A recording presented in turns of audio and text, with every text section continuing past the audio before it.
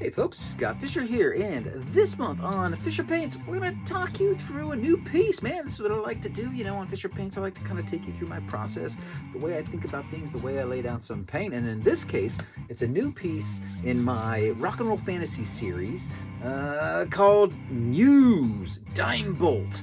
Yes, in the Rock&Roll Fantasy series, basically I'm trying to combine rock elements with fantasy elements, like's been done on album covers since the dawn of time. What we're doing here is we're kind of combining muses in the Greek sense with famous musicians' instruments. So this particular guitar belongs to the awesome Dimbag Darrel of Pantera. Yeah! So we're going to do our best to do a tribute to this. Hope you guys dig it. Stick around for the ride. Let's go. All right, let's start it off with a blank wooden panel. That's right, this is a cradled panel. I'm going to use these blues, a lavender, some acrylic paint, some fluid acrylics, and I'm going to make a slurry on top of this surface. I want it to be cloudy and amorphous and ambiguous starting right now. Now we're going to add even more texture where I'm spattering paint on it with a brush. I'm allowing drips to just ooze down the side of it. I'm trying to create a substrate that's going to be interesting for me to paint on. I'll cover a lot of it up with paint, obviously, but there's areas where it might inspire me to leave a little texture through, because if you know anything about me, you guys know that I'm a texture junkie, man. I am a freak for some texture, peeking through oil paintings. You get some rendered areas, you get some textured areas, maybe some patterned areas, all the kind of stuff that I jam. And that's what it looks like when it's all said and done and dried up with the acrylic. I'll transfer my drawing down on top of that, and here you go. You can lightly see what I'm going to do there. You see the guitar and the figure and some ravens, perhaps.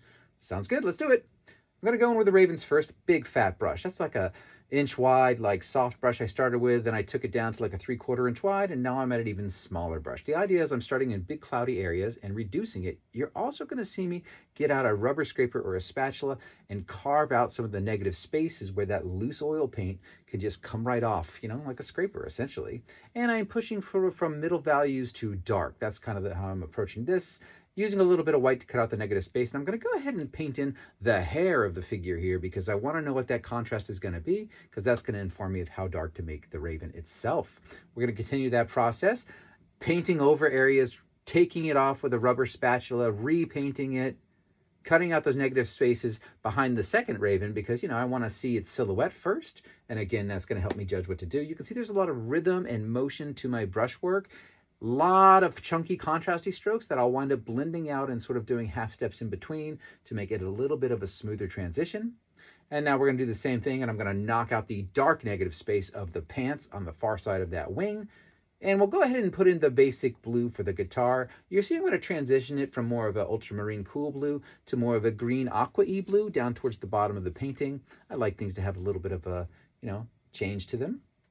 This is a famous guitar, obviously. It's Dimebag Darrel's, and it's, a lightning bolt guitar. It's a Dean ML series, and I'm going to try to do the best I can to represent that. Now, it looks like we're going back in time here, but we're not. I've actually rotated the canvas clockwise. Is that right? No, counterclockwise, and I'm painting the other corner upside down. The painting is upside down right now. That's why it looks like I'm redoing it, but really we're just moving that white paint into those negative spaces once again, so I can see what that texture is going to do and how it's going to play out on the figure and on the raven and on some other things. And then I'll know how far we can take it into darkness and lightness and all that stuff. We're just trying to establish that silhouette. That's what it's all about right here. I like doing these weird scroll-like shapes, almost like an ornate frame where, it's just weird carved and undulating, like, blah, blah, blah. I just thought that added a lot of nice flow to the piece. And, it's an area of the piece where I can just zone out, dude. Honestly, I can just, squint my eyes and be like, whoa, dude, I see the stuff in here. This is rad, man. Oh, cool. Oh, I'll push it darker here. Oh, lighter here. Oh, let me pop a negative space in right here. Yeah, that's starting to get formed. Oh, it has too much contrast. Let's fade it out. Let's blue it out. Oh, don't go too dark. Keep it in those middle values. Those are the games I'm playing in my head constantly as I'm working on this stuff. That started feeling pretty good. Let's do this last raven. Big brush first, knocking in the darkest blues. Didn't start with the middle value exactly this time. Went to some middle values, though, pretty quickly and blended it out, and even the lightest values that are going to be on that raven. Still using a pretty wide brush, 3/4 inch wide brush, really cheap brush. I mean, literally the cheapest Blick brushes you can get. I like them. They'll splay sometimes and you can get these striated strokes. Cheap brushes are fun, man. They can add a lot of texture and cool stuff to your work. that you might have had to do with like a 000 brush, but one stroke of a 3/4 inch wide splayed brush is going to give you 50 strokes, 50 little tiny lines in one stroke, if you get my drift. All right, we're just pushing our darks into those nooks and crannies in the wing. And once again, slowly blending things out, creating a couple of halftones in between the bright and the darkness. So it's not too contrasty. I don't want to blend out all my strokes. I think that's a mistake. I don't want it to be too soft. I like to show that my hand is in there making these marks, but I don't want them to be like zzz, too distractive in their isolation of strokes, if that makes sense to you guys. And of course, oil paint allows me to be able to go back and forth on this stuff, blend in and out, bring back strokes, take out strokes, whatever. The flexibility of that medium is amazing, which is funny because a lot of people think it's the hardest medium. It's the easiest medium because it's the most flexible medium. The hardest medium, watercolor. Maybe gouache because it dries weird. Oh God, gouache. Anyway, you pretty much know what you're going to get with oil paint. If you don't like it, you wipe it off and you do it again. All right, let's go into the silhouette of this hair. Before I painted the face, I wanted to establish this. She's got some kind of leaves in her hair. They're going to be a darker, more desaturated color. You'll see me activate those in a second. And we're going to push into some blues and some grays in order to achieve that. There you go. We got a little bit more gray going on. Just so it had a different feel. I didn't want it to feel like her hair. It's just abstract shapes. There's some leaves in there. There's some whatever in there. Just like, you're giving the sense. You're giving that ambiguity, that sense of what's going on in there. Okay, now we're going to go in with the lighter value on the hair. Again, instead of just establishing my base middle value and going light and dark, in that case, I went dark first, and then I went to the middle value, and then the lightness. Let's paint the face. I've got that nice middle value texture already on there from the textured painting that went down. So I'm going to push it darker under the jawline and lighter in some areas, and then we're just kind of work it back and forth. Now, in the middle of her cheek, you'll see there's a little bit of blue there. I like that. I'm going to leave some of those cooler temperatures towards the core of her face, left over from that underpainting that we started the piece with. Going to cut out that chin really quick with the dark black. While that edge is still wet, I wanted to be able to get a little bit of a softness between those lines, between those edges. And now we're going to start pushing darker on our nose and start doing some accenting kind of marks. Make sure we get the shape of our nostril right. And then we're going to start filling in the gaps in between, but you can still see that there's a bit of that coolness on the flesh and some spots, which I was liking. I'm reworking the hair edge. A lot of times oil painting is about working and reworking edges. You work an edge out, you work it back the other way, you work it back the other way, you redo it, you lift it out. It's this constantly in process ping pong match or tennis match. Doing the hand, big old 3/4 inch brush to start. Look at those strokes. I'm using the striated brush strokes to create contours that follow the ellipse of the hand and the fingers. Notice I'm not doing my strokes lengthwise along those fingers. I'm cutting across the form, my friends. That's a big deal. That's going to give you depth and feel like there's a lot of construction to your figures if you cut across the form instead of doing every stroke with the form. You can see I did it up in the collarbone area as well and in the chest. Repeat the process over here with this hand. That big brush is a little unwieldy. I can still get a snappy edge with it, but I like that it's so fat that it's going to wind up blending with the last strokes that I did. Instead of just using a tiny, tiny brush where you can keep your strokes really isolated. Oh, got some reference there. Let's correct this hand. Instead of doing isolated strokes with tiny brushes, big strokes using just the corner of the brush and stuff will allow you to blend the strokes together. So we redrew that hand with a thinner line of paint. And sometimes that drawing can stand on its own. I don't even have to worry about it. But I blended out some of that line, left some of it in. We're going to do the guitar pickups here now and some of the torn up beat wood that's happening on this guitar too. Piece of cake. Now we're going to finish off this hand. Smaller brush now, probably 1/2 inch. And just going in with the lighter values at the moment. Knocking in those planes. I'm always thinking about the planes. If you look at my hand in the video here, you see how it's light here and it's dark here. Always thinking about that with everything I do. Faces, hands, shirts, dragons, guitars, you name it. Let's do the guitar neck. Always a pain in the butt to keep it straight. So I do it first. I put the lines on, and now I'm going to lift out the frets. So that way my streaks look like wood grain. They go through the frets. If I tried to paint in between all those frets everywhere, what a pain in the butt it would be, and it would look like isolated blobby. So sometimes you just cut all the way through something and then lift out. Finishing up some details on the guitar here. We're basically inking the tremolo, or the whammy bar as you might know it, on this guitar first. And I'm going to let that dry overnight before I will do the next step on it. And we'll take the Kiss sticker. He loved Kiss so much, he put Kiss on it. This is the next day. I put some glazes of paint over there, and I lifted out with tiny rubber squeegees and then added some opaque paint into that, you understand? So that drawing is still coming through my glaze, and that gives me the accuracy of that particular super machined piece of tech that we needed to have. A little bit more detail on the Kiss sticker that Dimebag would have had on his guitar. Throw the knobs on there. And that's feeling pretty good. We got a lot of details on there, getting his pickup all set. Let's do the headstock. Pretty quick, cloudy forms over that dried, almost inking that I had done.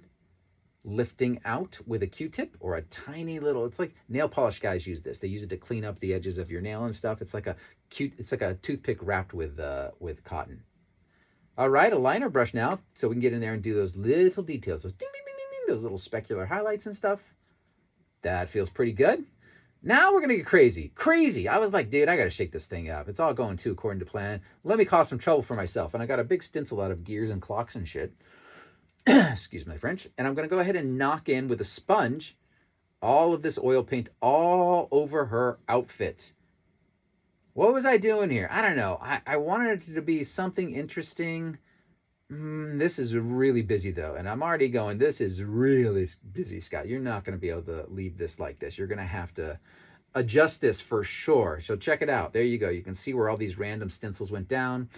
But they're basically creating a fodder or a base for me now to react on top of. And while that paint was still wet, I'm going to go in with some blue. And at first, I'm just going to attack those negative spaces. See how much of it I can retain. Real busy still, Scott. I know it is. Gonna have to chill it out. Can't fall in love with these shapes too much. So let's take another pass at this thing. Here we go. I'm gonna glaze over all of it once it was dry. And now I can glaze over all that oil paint with some fresh stuff. And you can see that it's now getting ambiguous. Now I can go start lifting into that, painting bigger masses around that. Shoving some opaque paint in there, which is mixing with the wet stuff that I just put down, that glaze. And then something occurs to me when I did that collar right there. What if I actually start punching some negative space into this thing? Before I do that, I'm going to re-contour the shoulder. Notice I got rid of all those details on the shoulder. It was just too busy. I wanted those details to fade in and out. I didn't want it to be the same note everywhere. We'll keep them a little heavier towards the chest and, of course, on the arm and as we get down it. But I wanted it to fade in and out. A little bit more of a tailored outfit here. Some true shoulder pads going on. But you see on the left of the arm where that gear is poking out on the side of the arm into the negative space on the left of it? That started inspiring me. And then I decided, can I just keep cutting this out?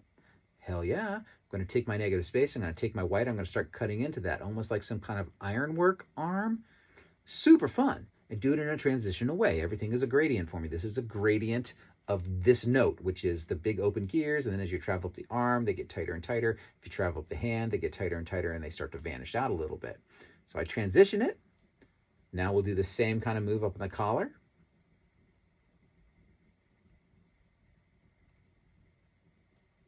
And in the collar piece itself, we'll go ahead and knock that in as well. Pumping some negative space through it so you can see the skin.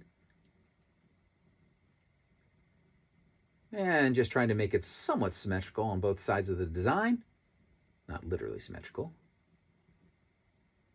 I'm just feeling my way through this. But all of that craziness I threw down, all of those crazy gears and stuff, I wouldn't have got here without it. You understand? Sometimes I just got to throw the freaking kitchen sink at something and react, right? And that reaction starts to make the painting a little bit more interesting for me. All right, now that we've got that formula, we can go in onto that wrist area down there and pop in some of those negative spaces. I loved it. I just thought it just this nice, like, surreal fantasy kind of feel to it. And it wasn't just a person standing there in a suit. Do you know what I mean? Like, where's the weird? I always ask myself, where's the weird? I want people to look at a piece and tilt their head like, what? Like a dog who hears the word treat? Treat? Whoa. Something interesting I want to happen. The WTF factor. I'll let you figure out those initials yourself. WTF? Yes. All right. But now that we've got that under control, we can start taking this thing to the finish line. Just got to correct some of my overlapping with the wing. And I thought I was done. I was like, yeah, dude, this is freaking awesome. And then my buddy was like, you forgot something. Dimebag put electrical tape on his guitar pickup. See it right there on the top one? Oh yeah, well, I want to be as accurate as I can, so there's your electrical tape. Appreciate my buddy John for pointing that out for me. Totally forgot it. All right, there it is, guys. That is the finished piece. I hope you guys dug this, man. What a blast. This piece went with me with Wentworth Gallery on the Monsters of Rock cruise. Yeah! I'm very fortunate I get to do these cool rock and roll art shows with, famous musicians. Just did one with Sebastian Bach on the Monsters of Rock cruise the other day. This painting was on there. Got to hang with Sebastian, man. What a weird life, dudes. You never know where it's going to go. We do this art thing. If you asked me 5 years ago, if I was, maybe no more than 5, we had a pandemic. If you asked me like 10 years ago whether I'd be in rock and roll galleries with literal rock stars making art and stuff, I'd have thought you were out of your mind. Yet here we are. All right, take that for what it's worth. Appreciate you guys. Stay metal. Yeah! We'll see you next time.